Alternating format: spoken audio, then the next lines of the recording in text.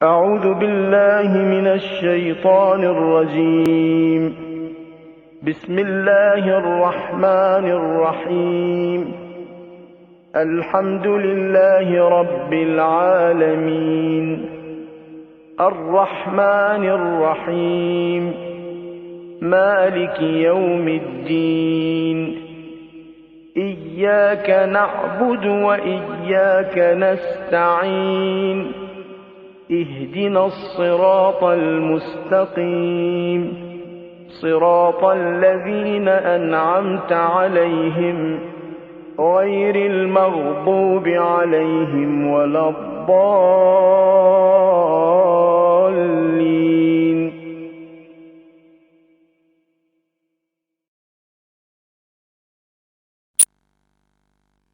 اسلام اس حوالے سے ایک بنیادی چیز یہ قائم کرتا کہ شادی کو آسان سے آسان بنایا جائے تاکہ انسان حرام اور گناہ کی طرف قدم نہ بڑھائے، مولا کے الفاظ میں سوائے ان کے کہ جو فطرتاً شقی، ورنہ عام طور پہ ایک نارمل انسان اگر شادی اس کے لیے آسان بنا دی جائے، جیسے ہمارے یہاں شادی کو آج کل بہت مشکل بنا دیا گیا، کھلے کھلے الفاظ میں اگر میں کہہ دوں تو یہ کہہ دوں کہ فی الحال جو ہمارا معاشرہ بڑے بڑے شہروں کی حد تک چل رہا، یہاں پر زنا آسان ہے اور حلال اور جائز طریقے سے ازدواجی رشتہ قائم کرنا مشکل ہو گیا. تو یہ جو ایک پورا ماحول بنایا گیا، اور اگر آپ حضرات میرے بارے میں یہ جملہ نہ کہیں کہ انہیں ہر چیز میں شک ہونے لگتا اور یہ اس معاملے میں بڑے شکی، تو میں یہ کہوں گا کہ اس چیز میں بھی مجھے کچھ ہاتھ لگ رہا کہ کوئی معشوق ہے اس پردہ زنگاری میں کہ کہیں نہ کہیں سے کچھ ایسی ڈوریاں ہلائی جا رہی اور معاشرے کا سیٹ اپ ایسا بنایا جا رہا کہ اسلامی معاشرے میں زنا اور حرام کو آسان کرو اور جائز طریقے سے نکاح کو مشکل کرو، تاکہ چاہے کہ نہ چاہے ان کے نوجوان لڑکے اور لڑکیاں حرام کے راستے میں قدم آگے بڑھائیں. یہ بھی جو کل رات کی ہماری گفتگو تھی کہ جس طرح دنیا کے تمام اخلاق اور آداب کو بگاڑنے کے لیے آج کل ایک کام کیا جا رہا، وہی ہمیں اس کے اندر بھی نظر آ رہا کہ اتنا مہنگا کر دو شادی اور اتنی زیادہ اس کے اندر ڈیمانڈز اور ریکوائرمنٹس شامل کر دو کہ لڑکا کا ہے تو 30-35 سال سے پہلے شادی کے قابل ہی نہ ہو سکے، اور لڑکی ہے تو 25 سال سے پہلے شادی کا کنسیپٹ ہی ذہن میں نہ آ سکے، جس کے نتیجے میں خواہشات تو اپنے وقت پر پیدا ہو جائیں گے، لیکن سیٹ اپ ایسا ہے کہ وہ 30-35 سال تک انتظار کرنا ہوگا. تو ہر آدمی اتنا متقی اور پرہیزگار ہوتا بھی نہیں. اور یہ دوسری بات کہ اسلام ایسے تقوی کو مانتا بھی نہیں. یہ ایک عجیب بات ہو گئی کہ مرغی اپنی جان سے گئی اور کھانے والوں کو مزہ نہیں آیا کہ اگر ہم 30-35 سال بغیر کسی شرعی وجہ کے انتظار کر رہے اور شادی نہیں کر رہے اور اپنے نفس پہ بڑا کنٹرول پا رہے اور یہ سمجھ رہے ہیں کہ اللہ ہم سے بڑا راضی اور خوش ہے کہ اس آدمی کو اپنے آپ پہ کتنا کنٹرول، تو میدان قیامت میں یہ نہ کوئی فضیلت ہماری مانی گئی اور نہ ہی اس کے اندر میں کوئی ایکسٹرا آرڈنری ثواب ملے گا.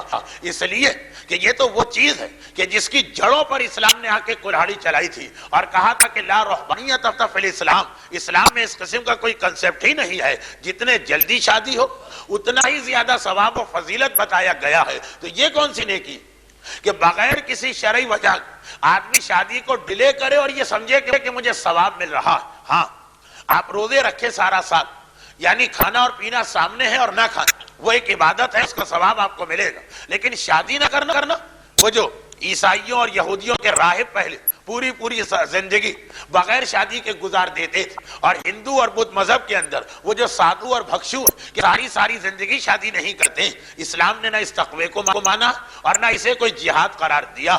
تو یہ کوئی بہت بڑی نیکی بھی نہیں. ہاں ہمارے ماحول میں کہ جہاں دوسرے حوالے سے کہ والدین شادی کرنے پہ تیار ہی نہیں، اور اب لڑکے اور لڑکی کے پاس جب تک کہ وہ والدین کی نافرمانی نہ کرے کوئی چوائس ہی نہیں، یا تو نافرمانی کریں اور کہیں کہ ہم جا کے خود ہی شادی کر رہے ہیں، اور یا پھر اطاعت والدین کے حوالے سے وہ چپ بیٹھے، والدین سے کہہ بھی نہیں پاتے، اور والدین کے پاس خدا معلوم عقل نہیں ہے کہ سمجھ نہیں ہے کہ اب بڑھاپے کی وجہ سے وہ جذبات ٹھنڈے پڑ گئے کہ وہ یہ سوچے کہ یہ ہماری طرح سے یہ 60 سال یا 55 سال کا لڑکا نہیں ہے، یہ 25 سال کا یا 22 سال کا یا 23 سال کا نوجوان ہے. اور اس ماحول میں رہ رہا کہ جہاں ہر طرف سے جذبات بھڑکانے والی چیزیں، یعنی یہ تو اور بڑا ظلم ہو گیا. آج سے 50 سال پہلے لڑکیوں کی شادی جلدی کر دی جاتی تھی، لڑکوں کی شادی جلدی کر دی جاتی تھی، جبکہ اس وقت ماحول اتنا برا نہ بھی تھا. وہاں اگر 10-15 سال اور ویٹ کیا جاتا تھا تو واقعا اتنے بھولے بھالے بچے اور بچیاں تھے کہ انہیں یہ بھی پتہ نہیں چلتا تھا کہ انہیں کس چیز سے روکا جا رہا.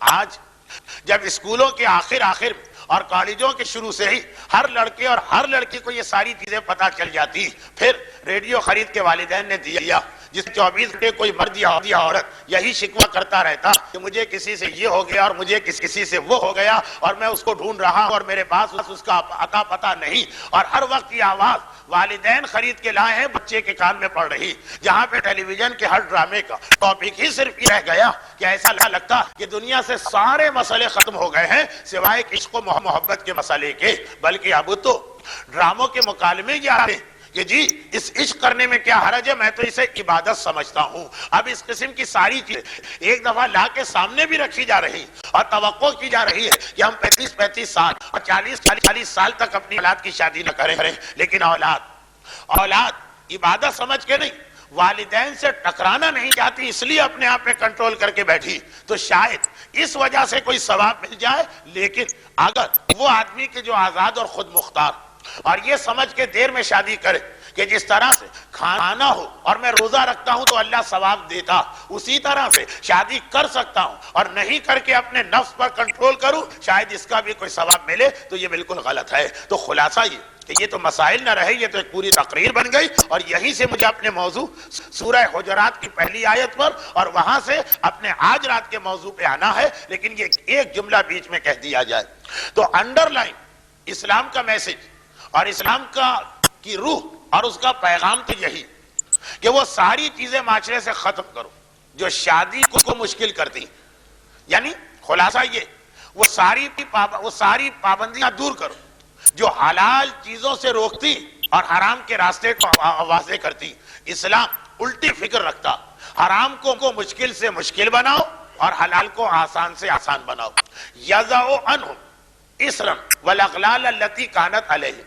رسول کی خصوصیت قرآن بتا رہا کہ اللہ نے یہ رسول اس لیے بھیجا کہ تم لوگوں نے اپنے کندھے پہ جو خود سے ایک بوجھ رکھ لیا اور اپنے آپ کو زنجیروں میں باندھ دیا، یہ سب توڑ دی جائے اور تمہیں آسان کیا جائے، ہلکا پھلکا تمہیں بنایا جائے، زندگی کو آسان کیا جائے. مگر ہماری بدقسمتی یہ کہ کچھ تو ہندوؤں کے رسم و رواج جو اب تک ہمارے اندر چلے آ رہے ہیں اور کچھ ماحول باہر سے کچھ ایکسٹرنل فورسز واقعاً بنا بھی ایسا رہی کہ جس کا خلاصہ رزق میں بھی نکلا اور شادی میں بھی نکلا. رزق کے لیے یہ حدیث میں نے رمضان کے پہلے ہفتے میں 2 دفعہ پڑھی تھی کہ معصوم نے کہا آخری زمانے حرام کے 70 درہم کمانا آسان ہوگا، حلال کا 1 درہم کمانا مشکل ہو جائے گا. پورا سیٹ اپ ہی ایسا بنا دیا جائے گا کہ اگر آپ حرام کمانا چاہیں تو کوئی پریشانی نہیں، بلکہ 10 آدمی آپ کا فیور کرنے والے آ جائیں گے. اور حلال کمانا چاہیں تو نہ صرف یہ کہ مشکل ہے بلکہ 50 آدمی آپ کے راستہ روکنے والے آ جائیں گے. اور یہی مسئلہ شادی کے بارے میں اور وہ چیزیں جو شادی کو مشکل بناتی تھیں ان میں یہ 2-3 باتیں. ایک ایسا اسٹینڈرڈ کہ ایسا لڑکا چاہیے ہمیں اپنی لڑکی کے لیے جس کے نتیجے میں ٹائم پر آنے والے اچھے رشتے رد کیے جاتے ہیں اور اس کے بعد بالکل کنڈم رشتے کو بھی انسان قبول کرنے کو تیار ہوتا ہے اور وہ بھی نہیں آتے، 3rd کلاس رشتے بھی نہیں آ رہے ہوتے. ایک یہ مسئلہ کرائیٹیریا بہت بلند کر دیا اور بہت ہی اونچا معیار کہ کم سے کم لڑکے کے پاس ایک کوٹھی اور بنگلہ تو ہو، اور اگر کار نہ ہو تو موٹر سائیکل تو ہو کہ جس پر کیریئر پہ بٹھا کے ہماری بچی کو لے جا سکے جب تک ڈبل سواری پہ پابندی نہ ہو. وہ بھی سنا ہے کہ عورتوں کے لیے ایگزمپٹ ہے. خیر مسئلہ یہ کہ معیار اتنا بلند کر دیا گیا، یہ بھی نہیں کہ انسان سوچے سمجھے بغیر ہر ایک کے ہاتھ میں بیٹی کا ہاتھ تھما دے، لیکن یہ بھی نہیں ہے کہ معیار اتنا مشکل بنا دو کہ اس معیار پہ کوئی پورا نہ اترے، نتیجے میں لڑکیاں بوڑھی ہوتی چلی جائیں، معاشرے میں گناہ بڑھتے چلے جائیں. اور دوسری چیز کہ یہ شادی کے حوالے سے ایکسپینڈیچر اتنے زیادہ کر دو کہ ایک نارمل انسان تو جب تک کہ 20 سال محنت نہ کرے اس وقت تک وہ شادی کا تصور ہی نہیں کر سکتا. اسی میں جہیز کی، اسی میں بری کی، اسی میں یہ پیرامنی جو مجھے سمجھ میں نہیں آیا کہ کیا ہے، لیکن لگ رہا ہے کہ جہیز ٹائپ کی کوئی چیز ہے. یہ ساری کی ساری رسومات، لیکن یہ ہے اسلام کا ایک اخلاقی میسج اور انڈر لائن میسج. لیکن اگر بالکل ڈائریکٹ مسئلہ پوچھیں گے تو بہرحال ایک آدمی کے غلط خیال کی ذمہ داری اس پر ہوتی. چنانچہ اگر لڑکی والے خود اپنی طرف سے لڑکے والوں کو گفٹ دے رہے ہیں، چاہے وہ کسی امپریشن میں دے رہے ہیں کہ اگر ہم یہ نہیں دیں گے تو ہماری بیٹی کو آگے چل کے پرابلم ہو سکتے ہیں، یا یہ کہ سوسائٹی میں ہماری ناک کٹ سکتی، چاہے وہ اسی امپریشن میں دے رہے ہیں، لیکن ڈائریکٹ جو مسئلہ پوچھیں گے آپ یس یا نو والا، تو بہرحال گفٹ لینا اور قبول کرنا حرام نہیں ہے، بلکہ گفٹ طلب کرنا بھی اسلام میں حرام نہیں. تو وہ جو نظام اسلام بنانا چاہتا اس میں یہ ساری چیزیں ختم ہو جانا چاہیے. لیکن جب تک ایسا سسٹم نہیں بن پا رہا، اگر لڑکی والوں نے گفٹ دیے اور لڑکے والوں کو پتا ہے کہ قرضے لے کے دیے، زحمت اٹھا کے دی، لوگوں سے ان کو مدد کی اپیل کرنا پڑی، یہ گفٹ قبول کرنا بالکل جائز ہوگا. البتہ ہم سب کو مل کے یہ کرنا کہ اس سسٹم کو اور اس نظام کو چینج کرنا اور ویسا نظام بنانا جیسا اللہ اور اللہ کا رسول چاہتا. اے ایمان لانے والوں، لا تقدموا بین ید اللہ ورسولہ، کسی کام میں اللہ اور اللہ کے رسول سے آگے نہ بڑھنا. یہ شادی بیاہ کوئی نئی اور انوکھی چیز تو نہیں ہے کہ جو آج ہمارے معاشرے میں پیدا ہوئی. یہ پیغمبر کے زمانے سے سسٹم چلا رہا. کتنی آسان ہوتی تھی اس زمانے کی شادی، اور کتنا سہل ہوتا تھا یہ رشتہ ازدواج طے کر دینا، کیونکہ اس قسم کی مصنوعی رسمیں اس دور میں نہیں تھی. اور یہاں پر ایک بات میں ضمناً عرض کروں، یہی میرا موضوع بنے گا، وہ یہ پل صراط ایک بہت ہی اہم اور ڈیٹیلڈ ٹاپک. پل صراط ہے قیامت کے میدان میں. اس کا کچھ میپ اس طرح کا ہے کہ ایک طرف قیامت کا میدان ہے اور بیچ کے اندر ایک بہت بڑی ویلی اور سامنے جنت کا دروازہ. چنانچہ جنت تک جانے کا راستہ ہی نہیں، ایک پل بنایا گیا. جس طریقے سے جہاں پہ راستہ نہ ہو، روڈ بنا رہے ہیں، بیچ میں کوئی ریور آ جائے، روڈ بنا رہے ہیں، بیچ میں کوئی ویلی آ جائے، تو ایک برج ڈالنا پڑتا ہے تاکہ دونوں اینڈز کو ملایا جائے. قیامت کا میدان اور جنت کا دروازہ، اس کے درمیان بیچ میں کتنی گہری ویلی جس کا نام ہے وادی النار یا جہنم، کہ آپ کوئی آدمی جا ہی نہیں سکتا جنت، کوئی ایکسیس ہی نہیں، کوئی راستہ ہی نہیں ہے وہاں جانے کا. تو اللہ نے ایک پل اس کے اوپر بنایا جس کا نام ہے پل صراط، جو بال سے زیادہ باریک، تلوار کی دھار سے زیادہ تیز اور آگ سے زیادہ گرم. کسی نے اپنے دل میں کہا ہوگا کہ لا حول ولا قوہ. آج شب ولادت بھی یہ مولوی گھوم کے اپنے اسی ٹاپک پہ آ گیا، قبر، قیامت، عذاب، جہنم. لیکن جس معصوم کی شب ولادت روزانہ جو وہ دعا پڑھتے تھے ہر نماز کے بعد، اے خدا مجھے قیامت کی پریشانیوں، قبر کی سختیوں اور پل صراط کی زحمتوں سے بچا. یہ اس امام معصوم کی دعا ہے کہ جو روزانہ ہر نماز واجب کے بعد پڑھی جاتی. تو اس لیے میں بات شروع یہاں سے کر رہا ہوں اور اختتام تک پہنچاؤں گا ولادت کے بیان پر. یہ جو پل صراط، خالی اس کا تذکرہ اور اس کی ڈیٹیل ہم سنتے ہیں تو کبھی گھبرا جاتے ہیں اور سوچتے ہیں کہ اس پل پر ہم کیسے چلیں گے، یہ تو کوئی چلنے کے قابل پل ہی نہیں. لیکن صادق آل محمد امام جعفر صادق علیہ الصلوۃ والسلام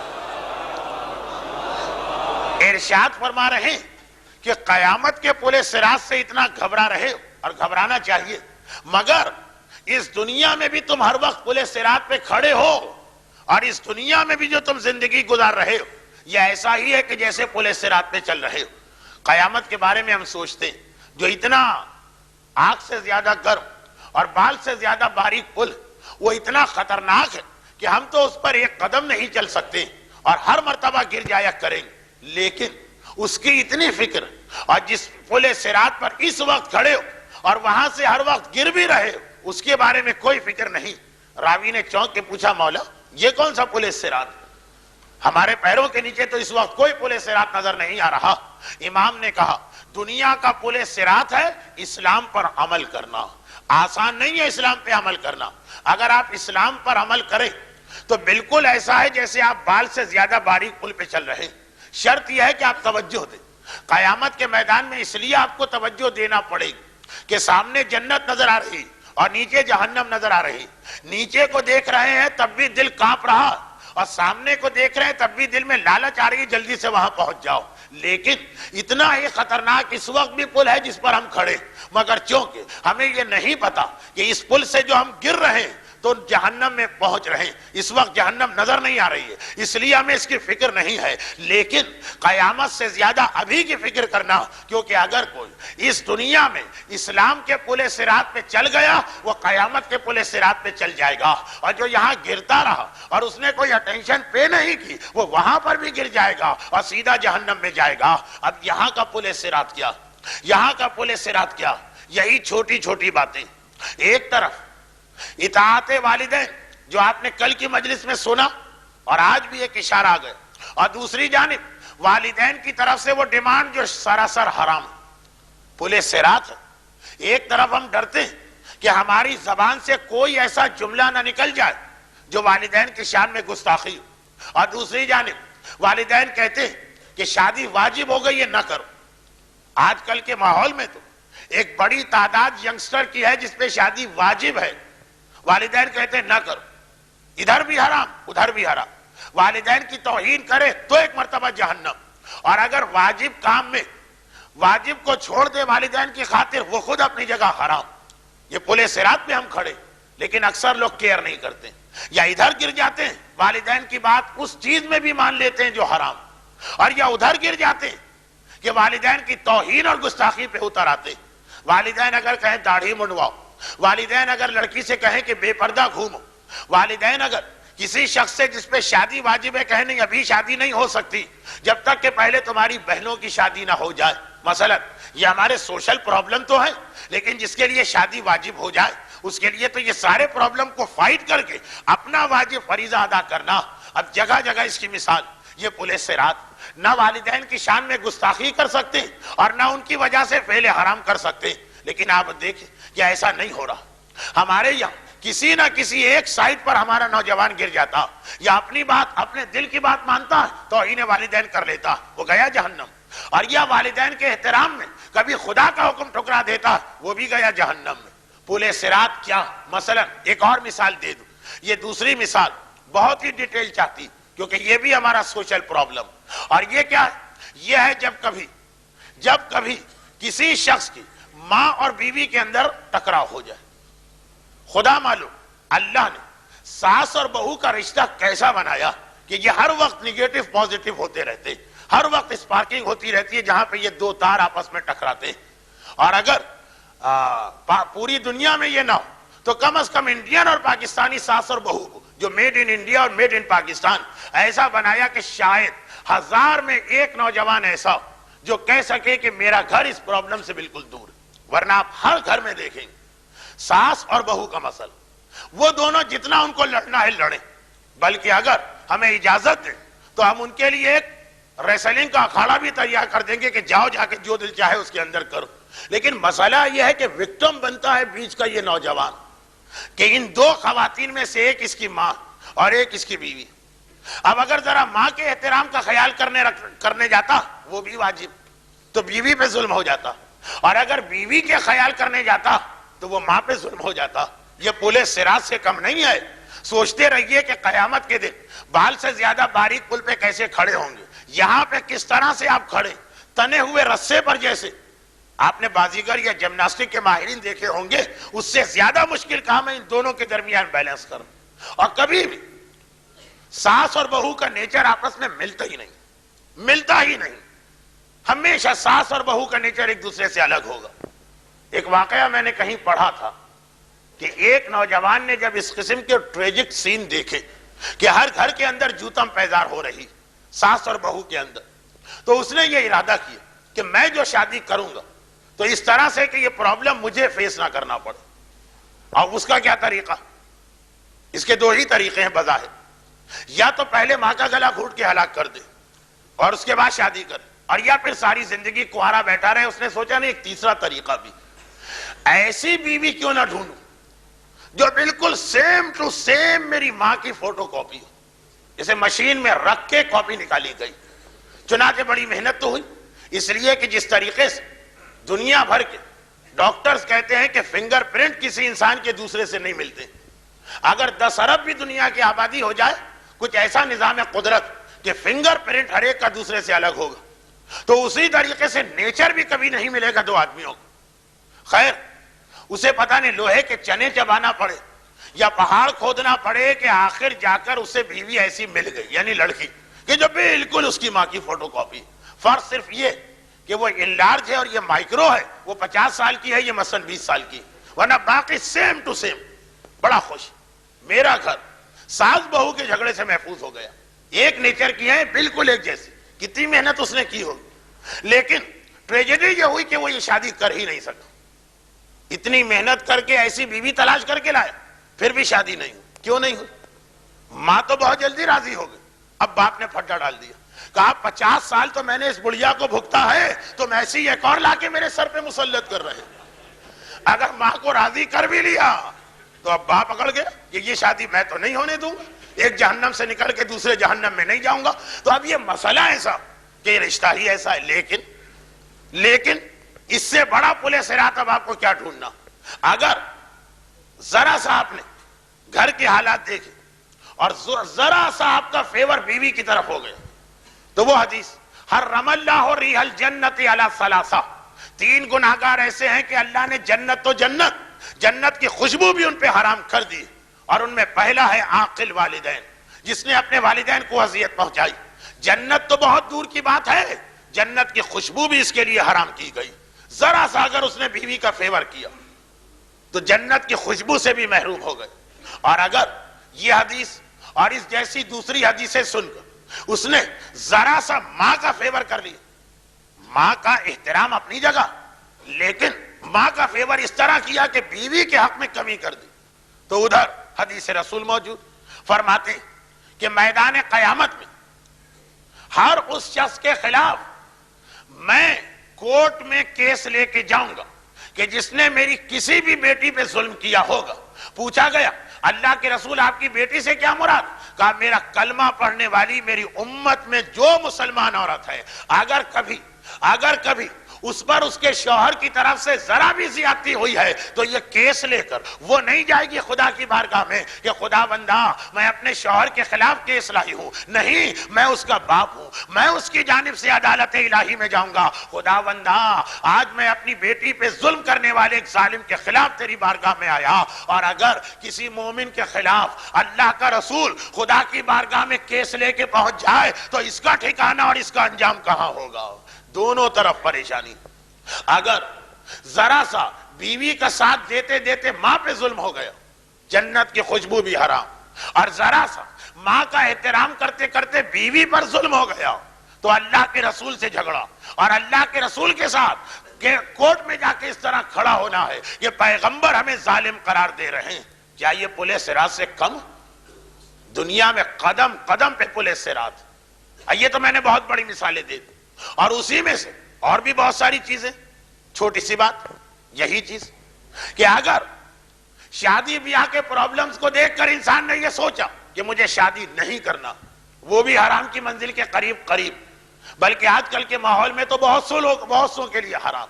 اور اگر شادی کر کے اس طرح کی لغویات میں مبتلا ہو گیا، کیونکہ آج کی شادی کا مطلب کیا؟ آج کی شادی کا مطلب کیا؟ شادی از ایکول ٹو خدا، رسول اور امام کی ناراضگی۔ ہماری شادی کا دوسرے الفاظ میں مطلب کیا؟ شادی کسے کہتے ہیں؟ اس کا ایک ترجمہ تو یہ کہ بھائی جہاں پر لڑکے اور لڑکی کو نکاح کے رشتے میں باندھا جائے۔ شادی کے دوسرے میننگ کس چیز کا نام ہے شادی؟ جہاں پر خدا کو ناراض کیا جا رہا، رسول کی توہین کی جا رہی اور امام کا مذاق اڑایا جا رہا، خصوصاً مومن کی شادی۔ شادی کسے کہتے ہیں؟ کہ شادی اس جگہ کا نام ہے جہاں امام کا مذاق اڑایا جاتا، شادی اس جگہ کا نام ہے جہاں توہین رسول کی جاتی۔ آپ کہیں گے یہ کیسے؟ میں کہوں گا ایسے کہ آج ہماری شادیاں ہیں بے حجابی کے ساتھ، جو امام ساری زندگی روتا رہا شام شام شام، آج اس کے ماننے والوں کے گھر میں جا کے دیکھیں، شادی کا مطلب ہے بے حجاب، یعنی وہ عورتیں بھی جو عام حالات میں حجاب کرتی، شادی کی محفل میں کوئی حجاب نہیں ہو پاتا۔ آج کی شادی کا مطلب ہے مکس گیدرنگ۔ اگر پورے شرعی اصولوں کے مطابق مکس گیدرنگ، تو اسلام میں خود مکس گیدرنگ حرام نہیں، لیکن اس کے حوالے سے جو لغویات۔ آج شادی بیاہ کا مطلب کیا؟ آج شادی بیاہ کا مطلب ہے نامحرم عورتوں سے ہاتھ ملانا۔ آج شادی بیاہ کا مطلب کیا؟ آج کی شادی بیاہ کا مطلب ہے میوزک اور وہ گانا کہ جس کے حرام ہونے میں کوئی شک نہیں. آج کی شادی بیاہ کا مقصد کیا ہے؟ اسراف اور فضول خرچی. آج کی شادی کیا ہے؟ ان شارٹ آج کی شادی بیاہ کا مقصد کیا ہے؟ ان شارٹ وہ جگہ جہاں کچھ دیر کے لیے خدا سے کہا جاتا ہے اللہ میاں آپ باہر تشریف لے جائیے، یہ 2 گھنٹے ہم اپنی مرضی سے گزاریں گے. آئے اللہ کے رسول، ہم آپ کو سلام کرتے ہیں، آپ کی زیارت پڑھتے ہیں، آپ کا میلاد پڑھ لیتے ہیں، مگر یہ شادی جو ہو رہی ہے 2 گھنٹے آپ باہر تشریف رکھیے. آج کی شادی بیاہ کا مقصد کیا ہے؟ اے امام، ہم آپ کا احترام کرتے ہیں، آپ کے نام پہ جان دینے کو تیار ہیں، مگر کم از کم آپ بھی تو کچھ ہمارے لیے کیجئے. ایٹ لیسٹ کم از کم ہماری شادیوں کے وقت باہر چلے جائیے. جس طرح ہاکی کے میچ میں معاذ اللہ کھلاڑی کو یلو کارڈ دکھا دیا جاتا، پرماننٹ بھی باہر نہیں کیا جاتا، خالی وارننگ بھی نہیں، 10 منٹ کے لیے باہر. آج ہماری شادی کا مقصد ہے 10 منٹ کے لیے اللہ باہر، 10 منٹ کے لیے رسول باہر، 10 منٹ کے لیے معاذ اللہ امام باہر، 10 منٹ کے لیے شریعت باہر، 10 منٹ کے لیے اسلام باہر. یہاں وہ ہوگا جو ہم چاہتے ہیں. ہاں، اس سے پہلے ہم نمازیں پڑھ دیں گے اور اس کے بعد دوبارہ ہم مسجدوں میں آنے لگیں گے، لیکن ایٹ لیسٹ یہ جو شادی کا موقع ہے یہ مومن کی شادی ہے. تبھی اس کا رزلٹ کیا نکل رہا؟ اس کا رزلٹ کیا نکل رہا کہ ہمارے بچے بے نمازی بن رہے ہیں، ہمارے بچے حرام کی جانب شوق سے آگے بڑھ رہے ہیں. ہم اپنے بچوں کو دین سکھاتے سکھاتے تھکے جا رہے ہیں اور وہ دین سیکھنے کو تیار نہیں ہوتے. اور ہم یہ سمجھتے ہیں کہ آج کی نئی نسل گستاخ ہے، آج کی نئی نسل بے دین ہے، آج کی نئی نسل میں خرابی ہے. ارے خود دیکھو، جب تم بیج بو رہے تھے تو بیج کون سا بویا تھا؟ ایسا تو نہیں کہ وہاں پہ کوئی گڑبڑ کرتی ہے. اب الزام درخت کو دینے سے کیا فائدہ؟ یارے میں نے تو مثلا کینو کا درخت لگایا تھا، یہ اس کے اندر آم کہاں سے آ گئے؟ اسی وقت دیکھ لیتے، چیک کرتے وقت کہ بیج اور گٹھلی کون سی بوئی گئی تھی. ہم یہی غلطی کر رہے ہیں. شادی کے موقع پہ دنیا بھر کے حرام لاتے ہیں، خدا رسول اور امام کو باہر نکالتے ہیں، شیطان کو انوائٹ کرتے ہیں، شیطان کو دعوت دیتے ہیں. یہ سب حدیثوں کے جملے. یہ جملہ میں نے پہلی رمضان کو بھی پڑھا اور پھر شہید دست غیب شیرازی کی کتاب استیاذہ کا حوالہ دی. شیطان کہتا کہ جس طریقے سے جب اذان دی جاتی تو گویا اللہ بلا رہا، اور اگر کہیں حرام میوزک اور غنا ہے تو گویا وہاں شیطان کو بلایا جا رہا. ہم خود شیطان کو بلا کے لاتے ہیں اور شیطان کو زمین میں بوتے ہیں اور توقع کرتے ہیں کہ اس سے درخت رحمت کا نکلے گا. ارے شیطان کو بویا ہے، درخت بھی شیطان کا نکلے گا. ہمارے یہاں بنیادی خرابی وہیں سے شروع ہوتی ہے. اور یہی وجہ کہ سیرت معصومین پڑھتے ہوئے ہمیں پہلا اصول یہ بتایا جاتا ہے کہ امام معصوم، باپ اور ماں دونوں چاہے معصوم ہو کہ معصوم نہ ہو، لیکن زندگی بھر ہر رجس اور ہر کمی اور ہر خرابی سے دور ہیں. ہم تشیع کا عقیدہ یہ ہے کہ کسی بھی نبی اور امام کا نہ باپ کبھی کافر ہو سکتا ہے، نہ ماں کبھی کافرہ ہو سکتی ہے، نہ باپ کبھی گناہگار ہو سکتا ہے، نہ ماں کبھی گناہگار ہو سکتی ہے، نہ کبھی شرک کی خرابی اس گھر میں آ سکتی ہے، نہ کبھی عمل کی خرابی اس گھر میں آ سکتی ہے. جبکہ نبی اور امام کی ولادت تو ہمارے اور آپ کے طریقے سے مختلف بھی ہے. وہاں تو وہ مسئلہ بھی نہیں ہے جو ہمارے اور آپ کے یہاں ہے. اس کے باوجود وہاں پر پاکیزگی، وہاں پہ گھر کی طہارت، وہاں پہ نسل کی طہارت، وہاں پہ والدین کی طہارت کا اتنا خیال رکھا گیا. اور ہم اور آپ کہ جہاں ہماری اولاد تو واقعاً ہمارے اثرات پورا اپنے اندر لے گی، وہاں پہ ہم جس وقت شادی کر رہے دنیا بھر کے حرام اور شیطان جمع کر لیں اور بعد میں ذمہ دار نئی نسل کو قرار دیں. نئی ذمہ دار وہ یقیناً ہے، مگر اس سے زیادہ ذمہ دار اس گھرانے کے بزرگ ہیں، اس سے زیادہ ذمہ دار اس گھرانے کی لیڈیز ہیں، اس سے زیادہ ذمہ دار وہ مومنین کرام ہیں جو ایسی شادیوں میں شرکت فرما رہے. امام خمینی نے تو یہ اس سے بھی کم درجے کی ایسی محافل میں جانے سے روکا ہے. کردار سازی کا اصول کہ ایسی مجلسوں میں شریک نہ ہوئیے کہ جہاں پہ اسراف اور بلا وجہ کی شان و شوکت کا مظاہرہ کیا جا رہا، چاہے ابھی حرام بھی نہ ہو اس سے بھی روکا جا رہا، کچھ سوچ کر ہی منع کیا جا رہا. بس یہی وجہ ہے کہ ہمارے عقیدے کے اس مسئلے سے ہم کو سمجھایا گیا کہ کیا وجہ ہے کہ نبی اور امام، یعنی جو میں کہنا چاہ رہا ہوں، ان پر اپنے والدین کا اثر نہیں پڑتا. ایسا نہیں ہے کہ نبی اور امام اس دنیا میں آ کے نبی اور امام بنتے، نبی اور امام اپنے والدین کی وجہ سے نبی اور امام بنتے. یہ ساری چیزیں تو روز ازل طے کر دی گئی اور ان کے والدین بعد میں بنائے گئے. ان کا نور پہلے پیدا ہو چکا ہے. اس کے باوجود اتنی احتیاط کی جا رہی اور ہم نے اپنی اولاد کو ایک مرتبہ خود اپنے ہاتھوں سے تباہی اور گناہ کے اندر ڈالا تھا. لیکن پھر یہاں پہ ایک جملہ کہنے کو دل جا رہا، نبی اور امام کے والدین چاہے معصوم نہ ہو لیکن کم از کم محفوظ عن الخطا اور ہر عقیدے اور عمل کی خرابی سے محفوظ ہوتے ہیں. ہاں معصوم ہونا شرط نہیں، مگر پھر بھی اس دنیا میں خدا کی حجتوں میں ایک حجت ایسی گزری کہ جسے یہ شرف ملا کہ اس کا باپ بھی معصوم ہے اور اس کی ماں بھی معصومہ. اس سے پہلے اس کائنات میں یہ شرف کسی کو نہیں ملا تھا. اس سے پہلے یہ شرف کائنات میں کسی کو نہیں ملا. آدم سے لے کے رسول تک کا سلسلہ دیکھ ڈالیے, آدم سے لے کے علی تک کا سلسلہ دیکھ ڈالیے, آدم سے لے کے فاطمہ تک کا سلسلہ دیکھ ڈالیے. یہ شرف کہ اس کا باپ بھی معصوم ہو اور اس کی ماں بھی معصومہ ہو, یہ اس سے پہلے یہ شرف کسی کو نہیں ملا. ہاں ایسی مثالیں گزری کہ باپ معصوم تھا. اسماعیل کے باپ ابراہیم ہے جو معصوم, نبی کا باپ معصوم ہوتا. یعقوب کے باپ اسحاق نبی معصوم ہوتا, خود نبی معصوم. یعقوب کے باپ اسحاق نبی ہے اس لیے معصوم. یوسف کے باپ یعقوب نبی ہے اس لیے معصوم, مگر ان کی ماں معصومہ نہیں. اور ایسی شخصیتیں گزری کہ جن کی ماں معصومہ, عیسیٰ کی والدہ مریم معصومہ, باپ انتفاع موضوع معصوم نہیں. تو اس کائنات میں آدم ہو کہ نوح, ابراہیم ہو کہ اسماعیل ہو, اسحاق ہو کہ یعقوب ہو, موسیٰ ہو کہ ہارون ہو, داؤد ہو کہ سلیمان ہو, یہاں تک کہ عیسیٰ کے بعد چاہے ہمارا نبی ہو, چاہے ہمارا مولا جو کائنات کا افضل ترین شخص ہے بعد رسول, چاہے شہزادی ہو, چاہے شہزادی ہو, یہ شرف کسی کو نہ ملا کہ باپ بھی معصوم اور ماں بھی معصومہ. مگر اس کائنات میں سب سے پہلے یہ شرف ایک ایسی ذات کو مل رہا ہے کہ جس کی ولادت کی آج شب ہے, یعنی سرکار امن امام حسن مجتبی علیہ الصلاۃ والسلام. اس کائنات کی وہ شخصیت ہے جو سب سے پہلے, جن کا باپ علی جیسا معصوم اور جن کی ماں زہرا جیسی معصومہ. دیکھ ڈالیے, میں نے کہا تمام سلسلہ انبیاء, تمام سلسلہ اوصیاء, اتنا بڑا یہ شرف. اور پہلی شخصیت حسین کو بھی یہ شرف ملا مگر بعد میں ملا, حسن مجتبی, وہ پہلا معصوم, باپ اور ماں دونوں معصوم. تو بس اس سے ایک چیز تو اور سمجھ میں آ گئی, اور سمجھ میں آ گئی کہ ہم اور آپ اگر اپنے گھر کو دیندار بناتے ہیں تو اسلام نے کہا تمہارے بچوں پہ اس کا اثر پڑے گا. تو جہاں پہ گھر ہی عصمت کا گہوارہ ہو, گھر دو افراد سے بنتا, شوہر اور بیوی سے.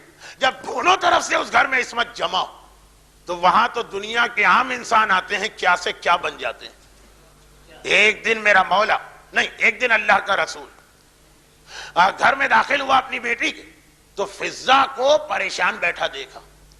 چونکہ فضہ مدینے میں کنیز بن کے آئی تھی اور پیغمبر نے انہیں فاطمہ کے گھر بھجوایا تھا, اس لیے فضہ کے معاملات کی دیکھ بھال رسول خود کرتے, یہ میری ذمہ داری. دیکھا کہ فضہ اس گھر میں پریشان بیٹھی, پیغمبر نے فوراً پوچھا فضہ کیا بات, بہت پریشان نظر آ رہی, کیا اس گھر میں کوئی تکلیف ہے, مجھے بتا دو, کسی اور گھر میں بھجوایا جا سکتا. ظاہراً فضہ کو پریشان ہونا بھی چاہیے, ملک حبشہ کی شہزادی ہے, یہاں کنیز بن کے پہنچی. چلے ایک تو شہزادی کا کنیز بننا ہی ایک مسئلہ, لیکن چلے اگر یہ کہا جائے کہ انسان اپنی تقدیر پہ راضی ہوتا, تب بھی کسی مالدار گھرانے کی کنیز ہوتی تو اور بات تھی. یہاں تو روز روز فاقے, یہاں تو پھٹے پرانے لباس, یہاں تو دنیا کی جائز لذتیں بھی نظر نہیں آ رہی. اللہ, یہ مولا کا جملہ جو شاید شب شہادت کے مجلسوں میں پھر آ جائے, آدم پہ گندم کو حرام کیا علی روایت, وہ ایک اختلاف ہے کہ کیا چیز حرام ہوئی, لیکن مولا کہتا ہے کہ مجھ سے نہیں کہا گیا, میں نے خود ہی اس کو حرام کر دیا, ساری زندگی جو کا دانہ کھایا. تو یہ گھرانہ ہے جہاں جائز لذتیں بھی نہیں. فضہ اگر یہاں آ کر اس لیے پریشان نہ ہو کہ میں کنیز بن گئی, تو اس لیے تو پریشان ہوں کہ کنیز بھی اگر کسی لکھپتی کے گھر ہوتی اور کروڑپتی کے گھر میں ہوتی, بھائی سیٹوں کے یہاں کے نوکر بھی ایک عام مومن کے گھر سے بہتر زندگی گزارتے ہیں. بلکہ جو پیسے والے ہوتے ہیں جنہیں ہمارے ہاں سیٹ کہا جاتا, ان کے یہاں تو جو جانور پلے ہوتے ہیں نا, وہ صاحبان ایمان کے بچوں سے زیادہ ٹھاٹ سے رہا کرتے ہیں. ایک نائب امام اور عالم کو اپنے گھر میں وہ سہولت نہیں ملے گی جو پیسے والوں کے کتوں کو مل جاتی ہے. خیر, یہ تو ٹریجڈی ہے ہمارے معاشرے کی. زیادہ کہوں گا تو کچھ لوگ ناراض ہو جاتے ہیں. آگے آئیے اصل موضوع پر, کہوں گا ضرور, لیکن مولا کے الفاظ دہراؤں گا تاکہ جسے ناراض ہونا ہے وہ علی سے جا کے ناراض ہو. آج تو میں اپنا موضوع مکمل کروں. تو فضہ اگر اس لیے پریشان نہ ہو کہ بھئی کنیز بن گئی یہ سوچ کے کہ یہ تقدیر, مگر اس لیے کہ کس گھر میں مجھے بھیجا گیا, اس لیے اللہ کے رسول نے پوچھ لیا فضہ پریشان نظر آ رہی ہے, کوئی مسئلہ ہے بتا دو, گھر بدلا جا سکتا. فضا نے گھبرا کے کہا نہیں پریشان نہیں لیکن ہوں بھی، اس لیے نہیں ہوں جیسا آپ سوچ رہے ہیں، اس لیے ہوں کہ کبھی کبھار میں سوچتی ہوں یہ جملے میرے ہیں مفہوم فضا کا، لفظ فضا کا نہیں ہے، جملے میرے با محاورہ ترجمہ، کبھی کبھی سوچتی ہوں کہ خواب تو نہیں دیکھ رہی، واقعاً اسی گھر میں ہوں، کیا مطلب؟ کہا کہ میں کنیز بن کے آئی، عجیب منظر دیکھ کہ مجھے پہلے دن بتایا گیا فضا ایک دن تمہیں گھر کا سارا کام کرنا، چنانچہ کپڑے میں دھوں، چنانچہ برتن میں دھوں، چنانچہ جھاڑو میں دوں، چنانچہ کھانا میں پکاؤں، یہ تو ٹھیک۔ اگلے دن کہا گیا فضا آج تمہیں بستر پہ بیٹھ کے آرام کرنا ہے، آج فاطمہ گھر کے کام کریں گی، خالی اپنے لیے نہیں، فضا کے کپڑے بھی آج فاطمہ دھوئیں گی، فضا کے لیے بھی کھانا آج فاطمہ تیار کریں گی، فضا کے کھانے کے برتن بھی آج فاطمہ صاف کریں گی۔ مجھے یقین نہیں آتا کہ میں خواب دیکھ رہی ہوں کہ حقیقت۔ اور پھر صبح کا وقت ہوتا، گھر والے بیدار ہوتے، میں اٹھتی، ایک مرتبہ ارے جو کائنات کی شہزادیاں ہیں زینب و کلثوم میرے پاس آتی ہیں اور کہتی ہیں اماں ہمارا سلام لینا۔ ایک مرتبہ ارے جوانان جنت کے سردار حسنین آتے ہیں، اماں فضا تیرے بیٹے تجھے سلام کرنے کے لیے آئے ہیں۔ ارے میرا مولا گھر میں داخل ہوتا ہے، کہتا ہے بہن فضا مجھ سے میرا سلام لو۔ شہزادی مجھے دیکھتی ہے، اس سے پہلے کہ میں سلام کروں فاطمہ سلام کر کے کہتی ہے بہن فضا فاطمہ کا سلام قبول کرو۔ اے اللہ کے رسول، میں سوچ بھی نہ سکتی تھی کہ اس گھر میں آ کر ایک کنیز کی یہ قدردانی ہوگی۔ اب پریشان اس بات پر ہوں کہ جب یہ مل گیا تو جنت بھی اگر ملے گی تو وہ میرے کس کام کی ہے۔ ادھر دیکھیے سلمان ایک غلام ایران کے علاقے سے تعلق رکھتے ہیں، اور ایران کا علاقہ جسے عرب کے لوگ حقارت سے عجم کہا کرتے تھے، وہ شخص جو عجمی بھی ہے، جس کی زبان بھی کچھ اور، جو یہودی کا غلام بنا کے لایا گیا اور پھر اس کے بعد اسے خریدا گیا، مگر اس گھرانے کا غلام بنا تو سلمان و منا اہل البیت وہ جھلک آئی کہ سلمان اہل بیت میں شامل ہوئے جا رہے۔ تو جب باہر سے آنے والے حبشہ کی کنیز فضا، عجم کا غلام سلمان اس دیوڑی کو پکڑے تو اتنا بلند مرتبہ ہو جائے کہ جنت ان کی ٹھوکروں پہ آ جائے، تو جو واقعاً علی اور زہرا کے جگر کا ٹکڑا ہو اور جو اسی نور کا سلسلہ ہو، جب وہ اس گھر میں پیدا ہوگا اگر حسن مجتبیٰ بنے تو کوئی تعجب نہیں ہوتا۔ درود بھیجے محمد و آل محمد۔ عصمت کا گہوارہ وہ گھر جہاں صبح و شام ہر وقت نور الہی نظر آتا ہے۔ یہی وجہ کہ اس گھرانے کے اتنے چھوٹے چھوٹے بچوں کی شان حسن، میں نے کہا نا کہ حبشی کنیز جب اتنی بڑی ہو گئی تو وہ تو اسی نور کا جز ہے، وہ تو اسی نور کا ٹکڑا ہے۔ اور اس کے بارے میں ام ایمن کی حدیث بھی، ام ایمن نے ام الفضل، جو یہ کہتی ہیں کہ میں نے خواب دیکھا کہ اللہ کا رسول میرے قریب سے گزرا تو پیغمبر کے جسم کا ایک ٹکڑا ٹوٹا اور میری گود میں آ گئے، اور میں نے ایک مرتبہ پوچھا اللہ کے رسول یہ خواب کا مطلب کیا؟ کان قریب مجھے اپنی بیٹی فاطمہ سے ایسا بیٹا ملنے والا جو ہر اعتبار سے میرا جز، میرا ٹکڑا، اس کی پرورش کا شرف تمہیں ملے گا۔ پیغمبر نے یہ جملہ ارشاد فرما کے بتا دی۔ ویسے تو مورخین نے یوں بھی لکھا کہ جسم کے بالائی حصے میں حسن بے عین ہی رسول کی تصویر تھی، اور جس سے آدھا جسم حسین نے اپنے نانا سے لیا، مگر یہ جملہ کہ رسول کا ٹکڑا، گویا اب عین مین حسن جزء رسالت ہے، رسالت ہے۔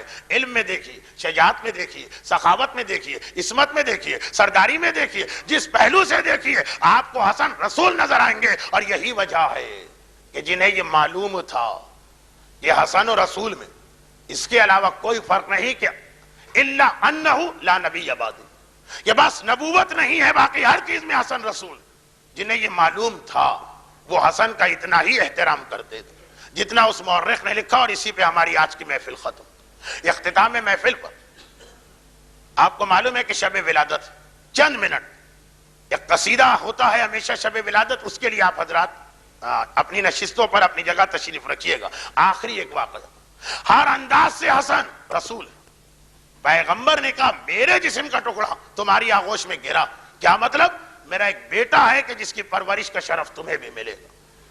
وہ ہر انداز سے رسول ہے۔ اللہ کا رسول مسجد النبوی میں بیٹھا، اور ایک مرتبہ صحابیوں سے بھری ہوئی مسجد کہ ایک ایسا بزرگ سفید داڑھی ماتھے پہ سجدے کا نشان، چہرے پہ ایسا نور اور وجاہت کہ کوئی اس کو نہیں جانتا، جو پرسنالٹی میں گریس ہوتا، ایسی گریسفل پرسنالٹی مسجد میں داخل کہ کسی نے اس سے پہلے ان کو نہیں دیکھا، مگر آنے والے کا روب اور شخصیت کا اثر اتنا کہ ہر شخص احترام میں کھڑا ہو گیا اور جگہ دی تاکہ وہ آگے بڑھ کے رسول کے پاس پہنچے.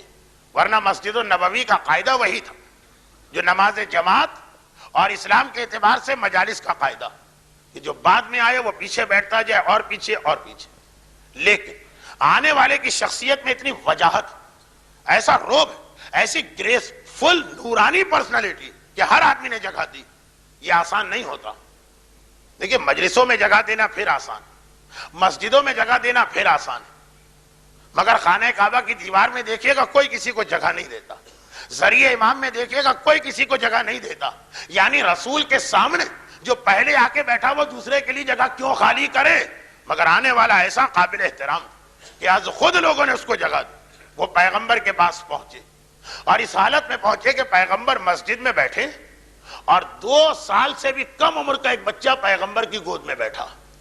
آنے والے نے ادب کے ساتھ دو زانوں بیٹھ کر پیغمبر کو سلام کی اور اس کے بعد کہا کہ اے سردار انبیاء، کچھ مسئلے ہیں جو مجھ سے حل نہیں ہو رہے، آپ سے ان مسئلوں کا حل طلب کرنے کے لیے آیا، آپ مجھے اس کے بارے میں گائیڈ کریں یا یہ مسائل کا سلوشن ٹیچ کریں. پیغمبر نے سنا، ایک مرتبہ کہا کہ مجھ سے مت پوچھو، میرے اس بچے سے دریافت کرو. اچھا اب آپ سوچیے کہ آپ کسی بہت بڑے عالم کے پاس گئے، مرحوم امام خمینی یا مرحوم آیت اللہ خوئی یا خود آج کے مراجع میں آیت اللہ سیستانی یا روحانی یا آیت اللہ خامنہ، ان کی خدمت میں پہنچے اور آپ بڑی عقیدت اور احترام کے ساتھ چند فقہی اور شرعی مسئلے لے کے جا رہے ہیں اور آپ ان کے سامنے بیٹھ کے ایک مرتبہ کہتے ہیں کہ اے نائب امام، اے مرجع تقلید، اے ہمارے موجودہ دور کے رہبر، ایک مسئلہ ہے، یہ 2 بڑے دقیق مسئلے ہماری سمجھ میں نہیں آئے، بتائیے. اور اس نے ایک مرتبہ اپنی گود میں بیٹھے 1 سال کے بچے کی طرف اشارہ کر دیا، اس سے پوچھ لو. یا تو آپ ہنس دیں گے اور کہیں گے کہ اچھا مذاق کیا، یا آپ کو غصہ آ جائے گا، آپ کہیں گے میں مسئلہ آپ سے پوچھنے آیا ہوں اور آپ بتا سکتے ہیں یا آپ میری توہین کر رہے ہیں کہ 1 سال کے بچے کا نام لے کے کہہ رہے ہیں اس سے پوچھ لو. دیکھیں عام طور پہ تو آپ کو غصہ ہی آ جائے گا، اس لیے کہ عالم اتنا کہہ دے کہ اچھا 5 منٹ بعد جواب دیتا ہوں، تو آپ ایک مرتبہ سوچتے ہیں کہ میری جیب میں اتنے ڈالر اور پاؤنڈ ہے پھر بھی اس نے میری طرف توجہ نہیں دی اور اس بھک منگے اور پھٹے کپڑے پہننے والے سے بات کر رہا. اور ہو سکتا ہے کہ بڑا حسن ظن اور عقیدت ہو تو آپ کہیں کہ آپ نے اچھا مذاق کیا، لیکن کیا آپ 1 سال کے بچے سے پوچھیں گے کہ قیام متصل برکوع نماز میں واجب تعبدی ہے یا واجب شرطی؟ سوال ہی پیدا نہیں ہوتا. اگر دوبارہ وہ کہے تو آپ اپنی انسلٹ سمجھیں. لیکن پیغمبر نے بچے کی طرف اشارہ کیا اور آنے والے سے کہا یہ مسئلہ اس سے پوچھو. آنے والا کوئی صاحب معرفت تھا، نہ اعتراض ہوا، نہ غصہ آیا، نہ مذاق سمجھا. ایک مرتبہ اپنا رخ ذرا سا بدلا اور اس بچے کی طرف رخ کر کے بیٹھ گیا اور اتنے ہی احترام کے ساتھ، جس احترام کے ساتھ سردار انبیاء، کائنات کی افضل ترین شخصیت، صاحب لولاک سے خطاب کر رہا تھا، اتنے ہی احترام کے ساتھ اس 1.25 سال کے بچے سے خطاب کر رہا اور کہہ رہا اے میرے سید و میرے سردار، یہ چند مسئلے مجھے نہیں آتے، آپ مجھے اس کا جواب دیجیے. اور اس بچے نے بھی بڑے اطمینان کے ساتھ آنے والے کے ایک ایک مسئلے کا جواب دیا. اگرچہ ان میں سے بہت سے مسئلے مجمع کی سمجھ میں بھی نہیں آئے، جواب تو خیر کیا سمجھ میں آتا، اصل سوال بھی سمجھ میں نہیں آیا، مگر مجمع نے دیکھا کہ آنے والے کے جب سوالات و جوابات ختم ہو گئے تو بڑے احترام کے ساتھ وہ اٹھا، ایک مرتبہ جھک کر اس بچے کے ہاتھ کا بوسہ دیا اور اس کے بعد اس کا شکریہ ادا کر کے واپس پلٹا. اب مجمع چونکا. ابھی تک تو مجمع ایک طرح سے جیسے کسی جادو میں بیٹھا ہوا، اب مجمع چونکا، آنکھیں کھولی، گھبرا کے کہا اللہ کے رسول، اول تو یہ آنے والا ہے کون جسے آج تک ہم نے دیکھا نہیں، لیکن اس کو دیکھ کر ہمارا دل خود کہہ رہا ہے کہ اس کا احترام کرو. اور پھر اتنا بزرگ اور ایسی شخصیت اور اس 2 سال کے بچے سے اس احترام سے بات کر کے گیا. بلکہ جب جا رہا تھا تو رسول نے پوچھا کہ آپ کا جواب مل گیا، آپ مطمئن جا رہے ہیں؟ تو کہا اتنا ہی مطمئن جا رہا ہوں جتنا آپ سے جواب لے کے مطمئن جاتا ہوں، اتنا ہی مطمئن. تو یہ بچے کے جواب، یہ ہیں کون؟ پیغمبر مسکرائے اور کہا تمہیں نہیں پتا یہ کون ہے؟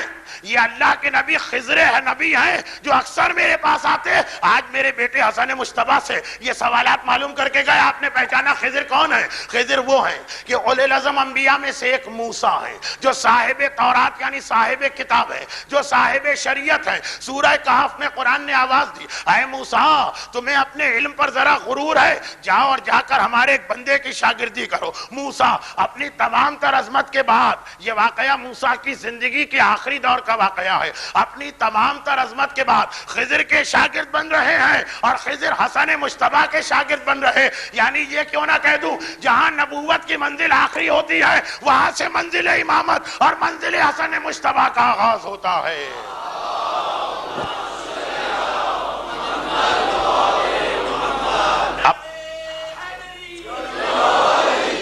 اپنے تمام تر کمالات کے بعد جہاں نبوت ختم ہوتی ہے وہ آغاز منزل امامت ہے اور وہ آغاز حسن مجتبیٰ ہے. یہی وجہ ہے کہ جس دن حسن مجتبیٰ کی ولادت ہوئی تھی مسلمان 14 روزے رکھ کے 15واں روزہ رکھے ہوئے تھے. منگل کا دن تھا اور صبح کا وقت تھا. ایک مرتبہ پیغمبر اسلام کے گھر میں اتنی بڑی خوشی کا یہ واقعہ بنا کہ باقاعدہ پیغمبر نے مدینے کے مسلمانوں کو عید منانے کا حکم دیا. آج خوشی مناؤ، آج میرا وہ بیٹا پیدا ہوا کہ جس کی وجہ سے اللہ میری اس امت کی اصلاح کرے گا.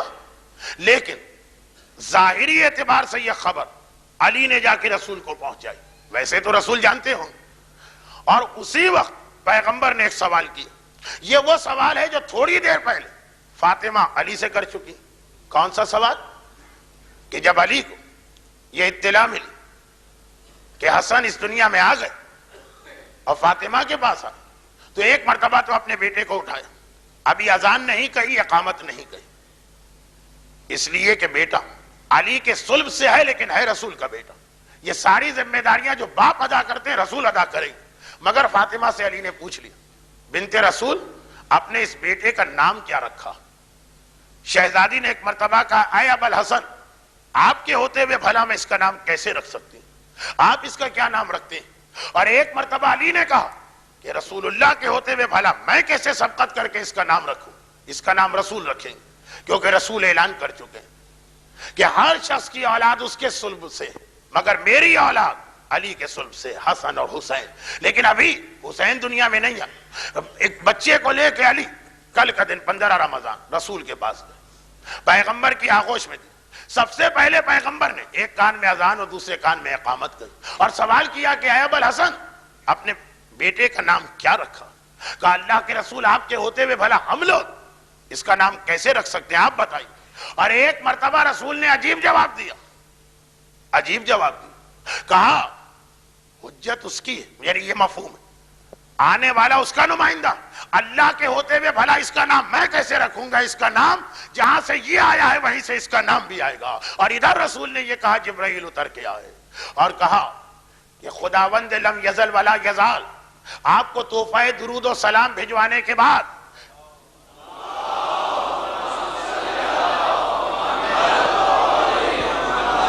اس حقیقت کا اعلان ہو رہا ہے کہ علی کی مثال وہی ہے جو ہارون کی مثال موسیٰ کے پاس تھی. چنانچہ اس کا نام وہی رکھا جائے گا کہ جو ہارون کے بڑے بیٹے کا نام ہے، اور وہ ہے شبر. پیغمبر نے کہا لیکن میری زبان عربی ہے اور شبر کو عربی میں حسن کہتے ہیں، یہ میرا بیٹا حسن ہے. اور ایک آخری جملہ جس پہ یہ محفل ختم، اور قیامت تک جو حسن کے وسیلے اور واسطے سے خدا کی بارگاہ میں کوئی شے طلب کرے گا، یہ وسیلہ خدا کو اتنا پسند ہے کہ فی الفور خدا اس کی ہر حاجت کو پورا کر دے گا.